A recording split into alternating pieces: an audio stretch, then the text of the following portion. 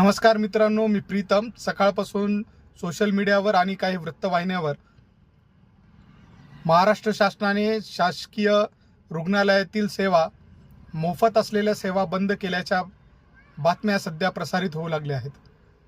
तुम्ही सर्व काही बंद करू शकणार आहात, कारण तुम्ही ग्रामपंचायतीपासून ते राज्याच्या प्रत्येक क्षेत्रामध्ये निवडून आलेले आहात. ग्रामपंचायतीमध्ये तुमची सरकार आहे, पंचायत समितीमध्ये तुमची सरकार आहे, राज्यांमध्ये तुमची सरकार आहे. नाही आली तर तोडून मोडून ही सरकार तयार करण्याची तुमची जी आहे तयारी आहे. तुम्ही असंच करणार, कारण आता जनतेकडले सर्व काही कामं होती ती संपलेली आहेत. निवडणुका झालेल्या आहेत, जनतेने तुम्हाला मतदान केलेलं आहे. तुम्ही आता सत्तेमध्ये बसलेला आहात, त्यामुळे तुम्ही मोफत योजना बंद करू शकता, कारण नागरिकांनीच तुम्हाला निवडून दिलेलं आहे. नागरिकांचंच याच्यामध्ये मत आहे.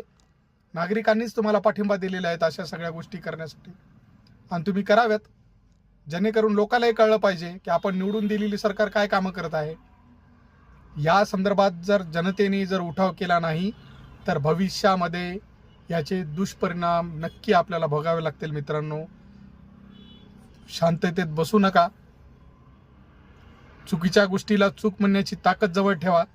जर ती नसेल तर तुम्ही गुलामगिरीमध्ये आहात, एवढंच म्हणावं लागेल. आणि येणाऱ्या काळामध्ये या सरकारपासून सावध राहा. तुम्हालाही धोका आहे, सर्वांनाच धोका आहे. कोणीही धोक्यामध्ये नाही, आपणच धोक्यामध्ये आहोत.